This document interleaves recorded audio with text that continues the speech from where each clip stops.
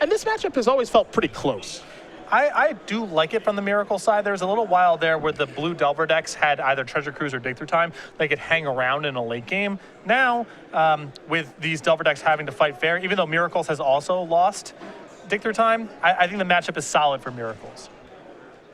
Well, both these players took their opening hand, and we will be underway here in just a moment between Stewart and Hefner. Hefner number 23 on our Season 4 leaderboard here. As Stewart is on the play, he'll start off with a Scalding Tarn, as will Hefner. Hefner will sacrifice his, go down to 19, and we'll see what land Jessy wants to get. Part of the reason I like the matchup from the Miracle side is they just have a lot of basic lands. Temur Delver wins a lot of games with the other deck never getting off the ground because you have Stifles, you have Wastelands, you really prevent them from getting anything going. But if you can just get basic lands or draw basic lands, that's step one. Then you can try to start resolving your spells. It's a Delver of Secrets off of Volcanic Island here for Jessy. We're going to go back Stewart's way. Not willing to sacrifice the fetch land just yet. Drew an island for the turn.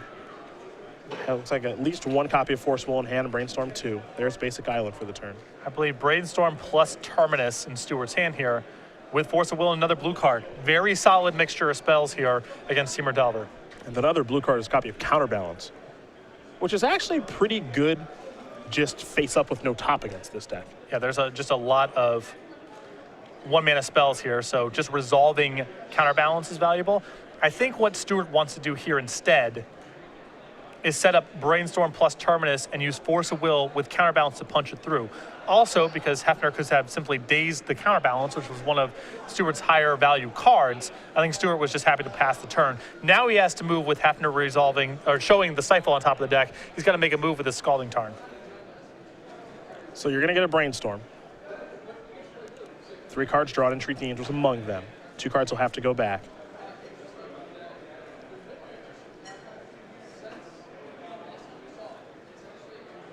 Now Hefner will draw that Stifle.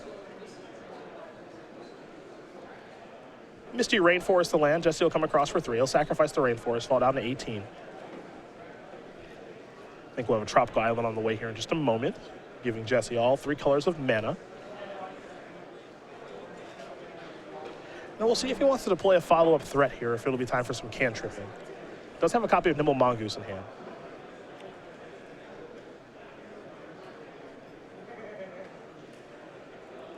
And it appears the goose is loose.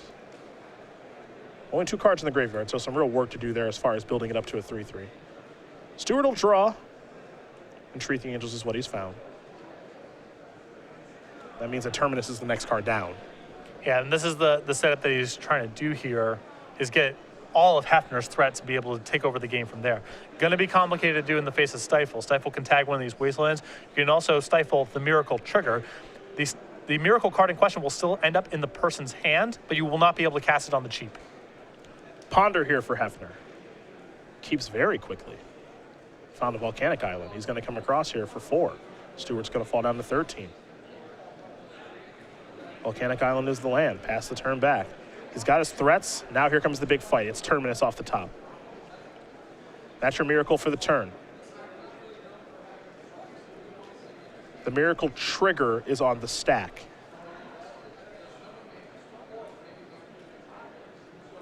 Stewart would like to sacrifice Flooded Strand. And we'll see how Hefner wants to use the Stifle that he has in his hand. And you can go out for the Flooded Strand here, knowing that Stewart will be able to crack the Scalding Tarn and go find white mana, or he can save all of his Stifles to fight over the Terminus itself. If he feels like he can win the counter battle over the Terminus, then he's well served just going after Stewart's lands. So he's going to stifle the Flooded Strand. In response, Ben is going to sacrifice the Scalding Tarn. That sacrifice is going to resolve. You see the players building up a bit of a stack here. I think, there we go. I don't want to search up a basic island there, my friend. You're going to need some white mana here. So this is going to allow Ben to counterspell the Stifle. So he wants to have a fight over the Stifle here. Jessy will daze, picking up Volcanic Island. Force of Will, removing Brainstorm, is going to go after daze.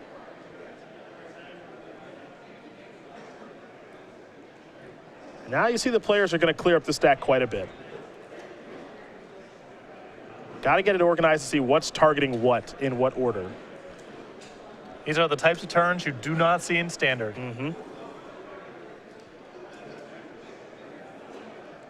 So there's your stack. Terminus started this whole thing. In response, there was a crack of a flooded strand. Stifle targeted that. Counterspell targeted Stifle. Daze targeted Counterspell. Force of Will targeted Daze. And now Force of Will is targeting Force of Will. The dust is settled. Terminus does not resolve. Neither does the fetch. Ben's already drawn a card for the turn. It was Terminus. Jesse's got a pretty big graveyard. Yeah, I think he is at threshold, or if not, he's a card short. He is a card short right now.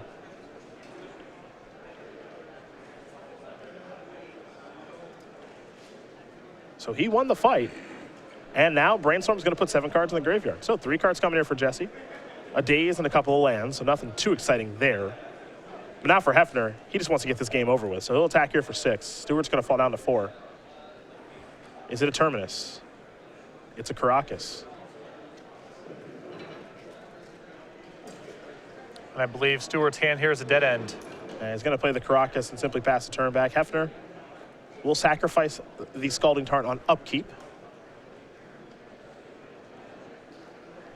He'll either get a Volcanic or a Tropical. Looks like he's going to go with the blue-red duel. But you can see Ben Stewart's hand here and entreat the Angels of Terminus at a counterbalance. The entire game was based around resolving Terminus, and it did not work. And you saw the mana efficiency on display. Stewart spent 2 mana for a counterspell to try to punch it through. Hefner had a 0 mana Daze. Yep. And that defined the whole fight.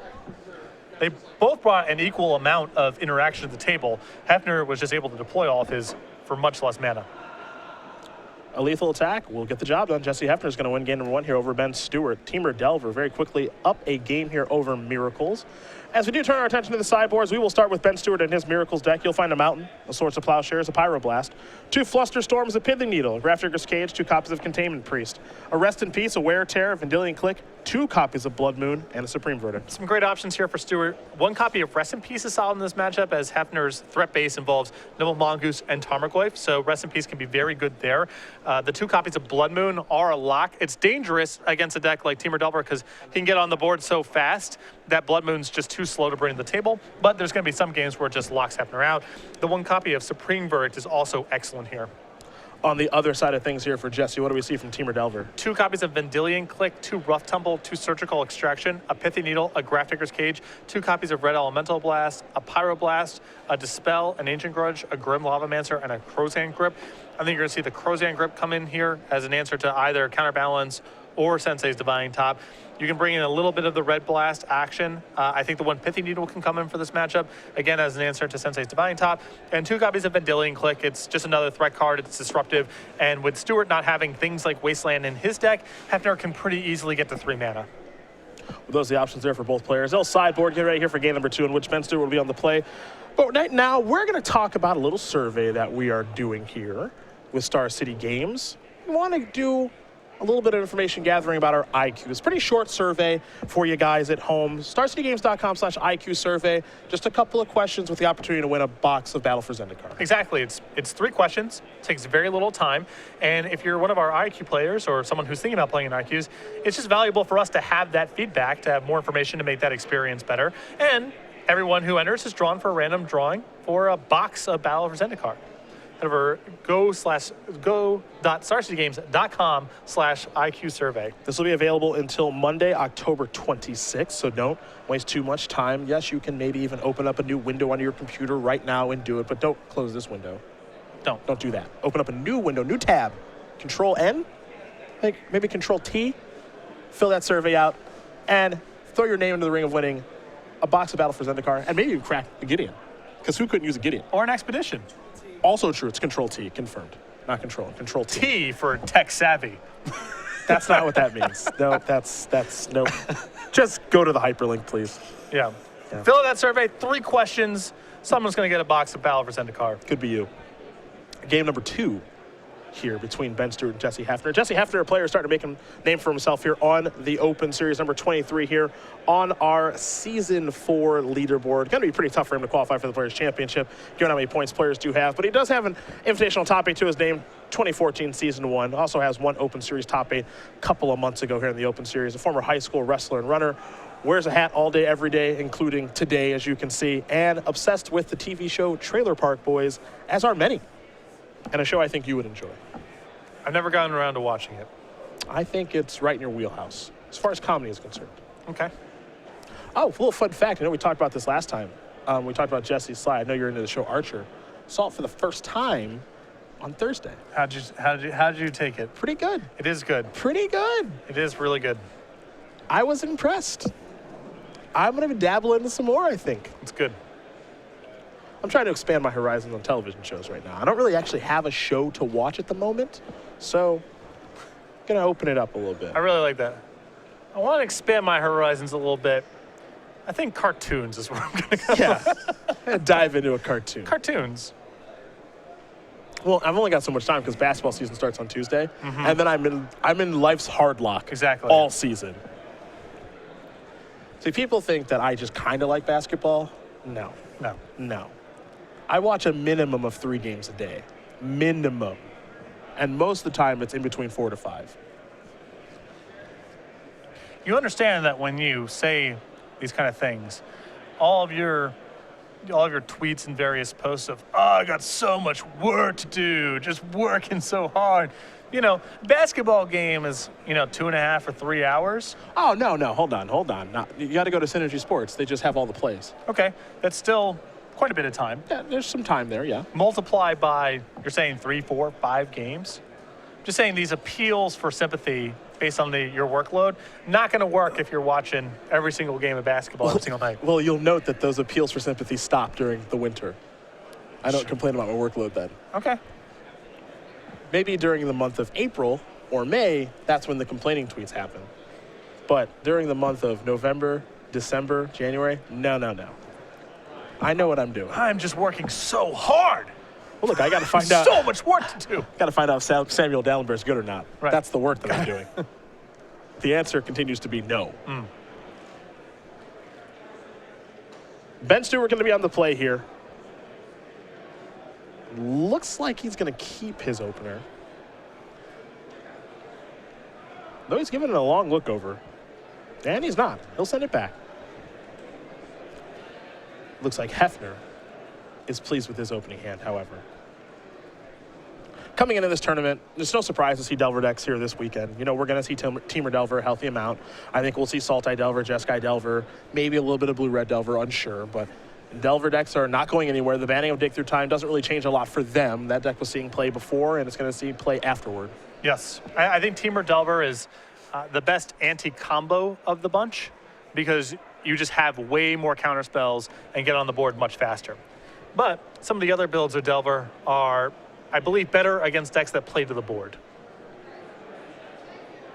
No argument there.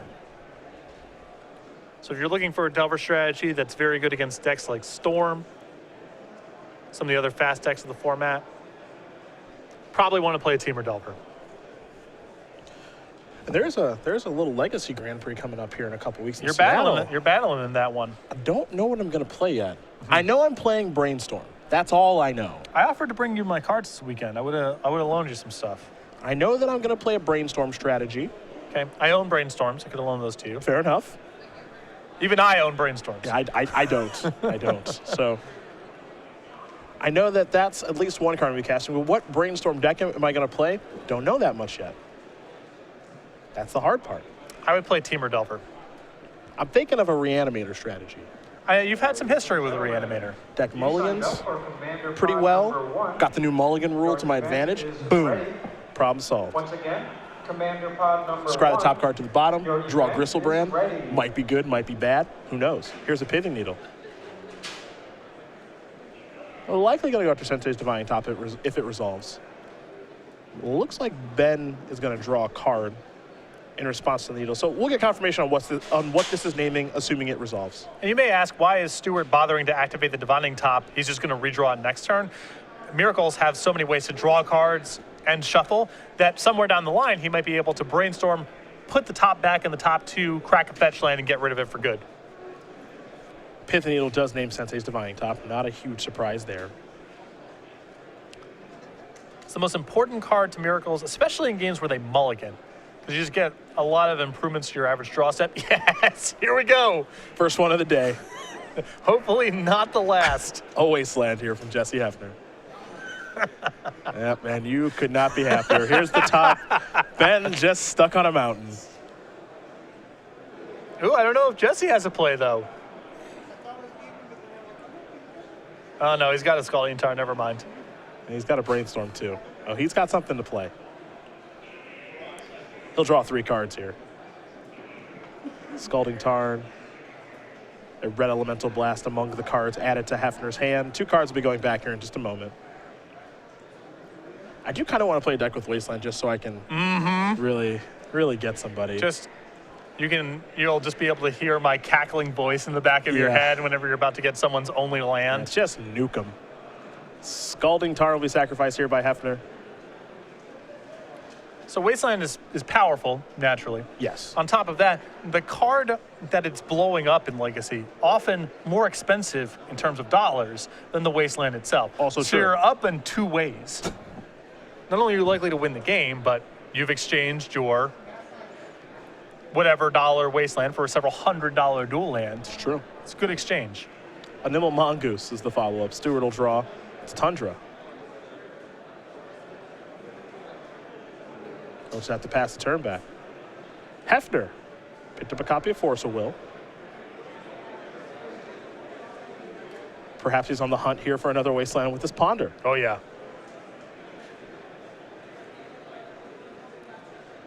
He'll shuffle. Not happy with what he saw.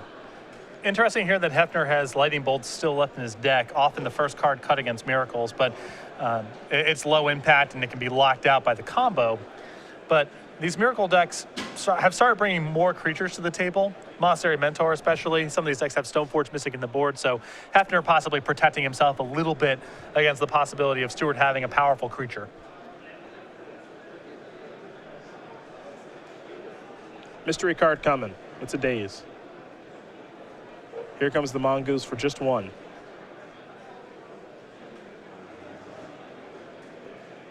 Stewart will take that 1. Fall down to 19. He'll take a draw step. Counterspell. Sweet. One of Magic's best cards. Uncastable currently. Scalding Tarn here for Hefner. Here comes the Goose. 1 more. Stewart will fall down to 18. And a Flooded Strand. And with no threats for Hefner besides the Mongoose and him not cantripping, you have to imagine his hand is just a boatload of counterspells. Well, you got to work through it. If you're in the room, your event is ready. It's days time. Yes. Your event is ready. Flooded Strand sacrifice does resolve. You saw Ben pause there briefly, wondering if there's a stifle hanging out, but there's not. Gonna search up basic planes with that Flooded Strand. Not willing to get another non-basic there. We'll see what the play will be, if there is one here for Stewart. Looks like he's going to go with Council's Judgment. You mentioned it being days time. Hefner going to float a mana off Tropical Island, use the alternate casting cost on days. Ben Stewart really wants his Council's Judgment to resolve, so he'll use a Force of Will removing Counterspell. Hefner is going to hard cast Daze. He already had 1 mana floating. So now Daze is going to take care of Council's Judgment and Force of Will. A lot of cards in the graveyard now here for Jessy. Picked up a copy of Pyroblast. There's the Tropical Island from before. He'll sacrifice the Scalding Tarn. That's card number 7. We'll see what land he wants to search up here. More importantly, Little Mongoose is turned on now, and it's attacking for a relevant amount of damage. Real Clock, not the easiest card for Stewart to answer. You can see why Stewart was trying so hard to push through that Council's Judgment. Not a lot of answers to this card otherwise. The Goose is loose for 3.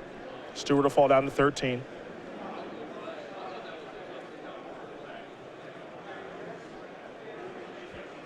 Now we head back Ben's way. Pyroblast the draw. Might be time to go that Monastery Mentor route. Does have Snapcaster Mage in hand too.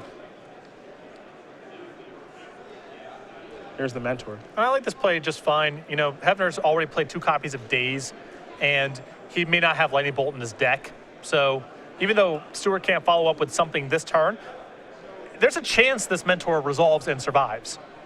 Force of Will removing Spell Snare will take care of the Mentor. Hefner will untap and draw. In with the Mongoose yet again. Stewart's going to fall down to 10. We had back Ben's way. Picked up an island for the turn. There is the island. And I'll just pass the turn back. Jessy in for 3 yet again.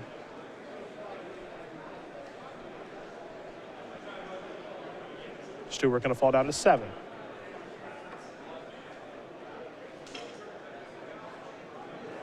Aaron Mace with the draw here for Ben. Leo Ninehorster Cook, please come up to the stage. Once again, Leo Ninehorster Cook to the stage.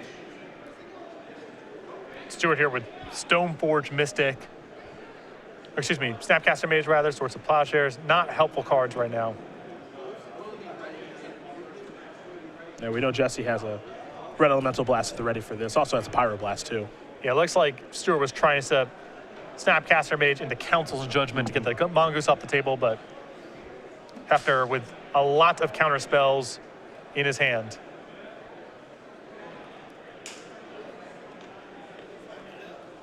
Aaron Mesa going to be sacrificed here. Stewart going to fall down to 6. Going to go get a Volcanic Island. Jessy wants to get a better idea of what's in the graveyard here if Snapcaster Mage does resolve.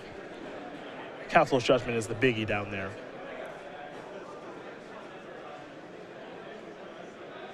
Yeah, Pyroblast not gonna do what you want it to do here. and this cracking of the fetch land here from Stewart is really bad news because now he goes to 6. Now the Mongoose is a 2-turn clock instead of 3. So now Stewart needs to draw next turn, and you know, as I mentioned, with Hefner not playing anything, you just have to assume his hand's a bunch of counter spells. And there's an attack for 3. Ben will fall down to 3. And here's a Ponder. That'll resolve. Jessy will take a look at the top 3 cards. He'll shuffle.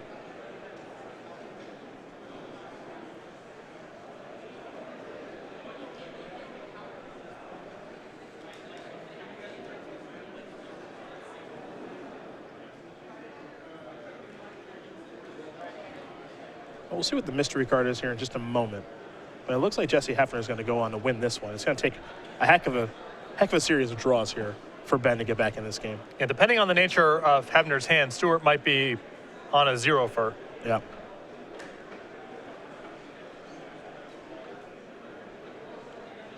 Ben on tap. Maybe it starts with Terminus. It doesn't start with Jace. Oddly enough, Jace is not something that can help him in this situation. Rare that you say that.